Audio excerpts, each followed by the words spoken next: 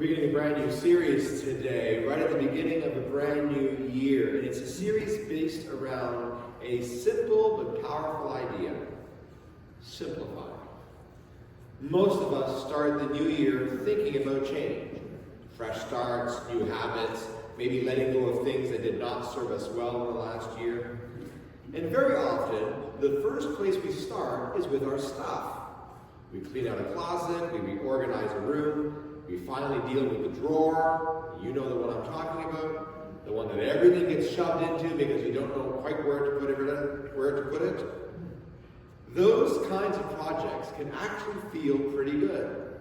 And besides, there's something quite satisfying about clearing space, creating order, and making room. Clutter is an untidy collection of unneeded things, useless things, forgotten things, things we hold on to out of habit, or neglect, or oversight, or sometimes, if we're honest, insecurity. And the reason clutter becomes a problem is because it's always accumulating. For all of us, even those who think we're fairly organized, even those of us who tidy up regularly, it just keeps coming. And that's a problem, because clutter distracts us. It pulls our attention in way too many directions. It gets in the way of what we're doing, what we're trying to do, or where we're trying to go. And clutter doesn't usually show up because we're careless. It almost always comes from good intentions spread out over time. I was reminded of that just a little while ago. We had to do a complete tear out of the bathroom in the rectory because of mold. Everything had to come out. Walls opened up, floors gone. It was not optional, it had to happen. And for several weeks, I was living right in the middle of a construction zone. Dust everywhere, tools everywhere, noise, disruption, late nights. Nothing was where it was supposed to be.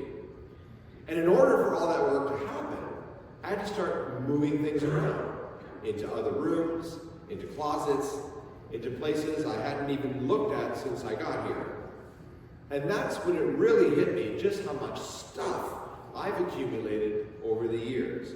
Not because I was careless or messy, but because life happens. Ministry happens. You put something down, meaning to deal with it later, and later just keeps getting pushed back. None of it was bad, but it was just there. But then, providentially, there was a giant dumpster sitting right outside of my window. And I'll admit that I took full advantage of that dumpster. Things I hadn't looked at in years, things I knew I didn't need but never quite dealt with, things that had slowly taken up space without me even realizing it. Well, it all got tossed out. And honestly, that was good therapy. And what surprised me most wasn't what I got rid of. It was actually how light things felt afterwards. Not just the space, but me. Fewer things to step around. Fewer things to manage. Less clutter. That experience reminded me that clutter doesn't just take up space. It actually takes up energy. And that's why clutter becomes a problem. Because clutter costs us something. It costs us time, it costs us focus, and it slowly chips away at our peace. Decluttering brings order. It helps life feel a little more manageable. When we let go of what we don't need and put away what we don't use, there's simply less stuff competing for our attention. And that alone lowers stress. When you throw something away, give it away, or put it away, that item is no longer there to distract you. Decluttering at its heart is actually all about freedom. I saw that again when I first arrived here. When I walked into the parish office for the first time, it was a lot, to say the least. It's a small space. If you've never been in the parish office, it's not huge. It's small. But it was absolutely packed. There were desks everywhere, 5 desks in that small office to be exact.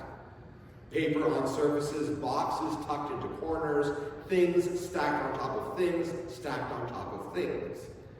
And then there were the filing cabinets. 9 large filing cabinets. And all of them stuffed full. And the truth is, we didn't even know what was in half of them. When we finally took the time to go through them, it was kind of overwhelming. Now sure, there are files that you absolutely do need to keep. Things like bills, records, things that are required for accountability, things that you need to save for a number of years, for sure, I get that. But mixed in with those files, there were decades-old stuff, some going back 40, 50, even 60 years.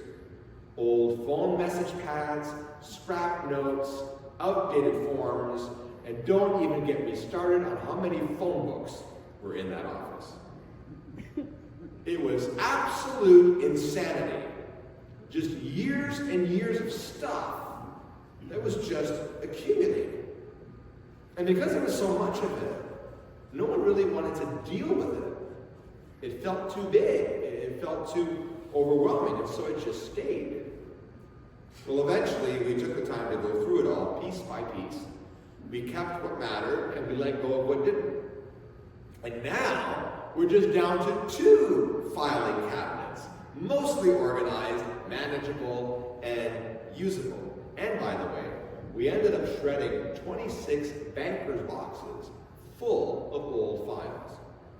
We even had a cabinet full of old bulletins from other parishes. Why? What struck me was this. It wasn't that we were missing something important. We weren't overwhelmed because we lacked resources. We were overwhelmed because we were holding on to far more than we needed, including things that we didn't even know we had. And that's often how clutter works in our lives, right? It builds up slowly. It hides in plain sight. And then after a while, it starts taking up room that could be used for something better. So when it comes to decluttering your space, here's how that usually works in real life. First, make a plan. It doesn't have to be a perfect plan, but just a plan. Decide what you're going to tackle, whether it's a drawer, a cabinet, a closet, or one room. Set aside some time that makes sense for what you're doing. You don't have to do everything all at once. In fact, you probably shouldn't do everything all at once, but make a plan. Second, get some help. Some projects are just easier with another set of eyes or another pair of hands. If you're not good at this, that's okay. Get help. If the project feels too big or too overwhelming, just ask someone to help you. Third, get started. The way to get started is to get started. And there's probably no better time of the year than right now. Fourth, decide where things need to go. Just ask yourself, what actually matters? What's important? What can be put away? And what is no longer helpful or useful? I heard someone say this to me once, and it's actually a pretty good rule of thumb. If you haven't used it or worn it in the last year, you probably don't need it anymore. Toss it. And if you've got duplicates of something, other than light bulbs or bath towels, you could probably go without those too. Fifth, establish a place for things. Everything in its place. Something my mom says all the time. Everything in its place. You need to find a place where things belong, and then actually put the stuff there. Because if you don't know what you're storing, you don't really have it, right? You're storing it, but you don't have it. Finally, work to create some new habits, like just some simple habits, a regular rhythm, like putting laundry away instead of letting it pile up, or when something new comes in, asking, what can go out?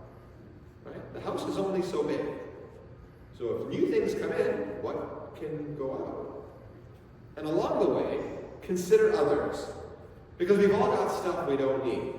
Things that could actually be quite useful to someone else. I like to call that curating your life.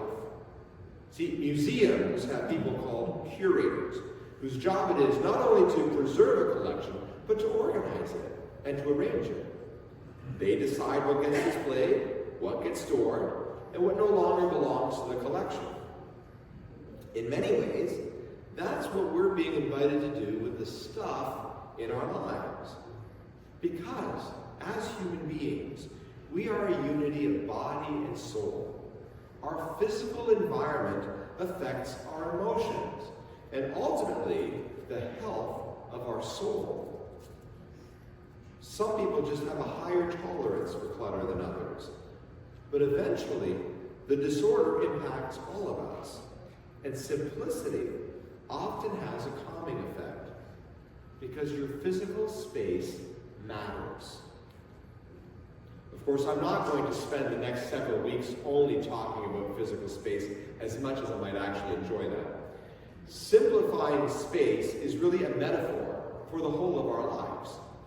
So over the next few weeks, we'll look at simplifying our souls, simplifying our relationships, our minds, our schedules, and our emotions. But today, we begin here with space. And the church gives us this beautiful story today to help us see why this even matters. Today is the Feast of the Epiphany. It marks a turning point in the Christmas story. It's about Jesus being revealed, not just to a few, but to the world. St. Matthew tells us that story through these mysterious figures that we call the Magi.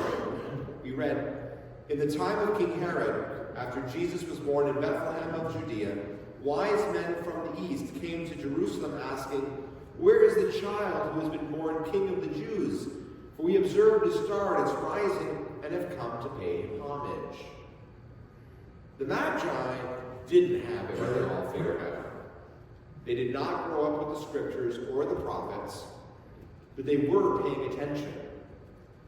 See, in the ancient world, people believed that a star could signal the birth of someone in heaven.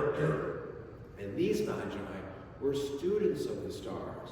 They studied it religiously. So when they saw something unusual, they didn't ignore it. They followed it. They left what was familiar and set out on a long journey together.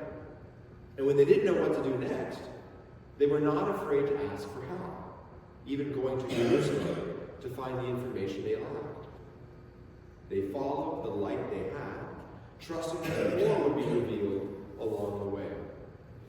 And then, St. Matthew tells us, when they saw that the star had stopped, they were overwhelmed with joy. On entering the house, they saw the child with Mary his mother, and they knelt down and paid him homage. They were overwhelmed with joy. Not because the journey was easy, not because they had all the answers, but because their focus led them where they needed to be. And that's the connection for us. When life gets cluttered, focus gets hard. But focus leads to joy, and clarity leads to encounter. The Magi did not let distractions pull them off course. They committed to one direction, and that direction led them to Christ. And then the story ends with one more very important detail you don't want to miss because it matters. Having been warned in a dream not to return to Herod, they left for their own country by another road. So after meeting the child Jesus, they went home another way. And that's always what happens after a real encounter with Christ. We don't just go home the same. We find another way, a better way, a different way. And sometimes, simplifying our lives is what creates the space for that encounter.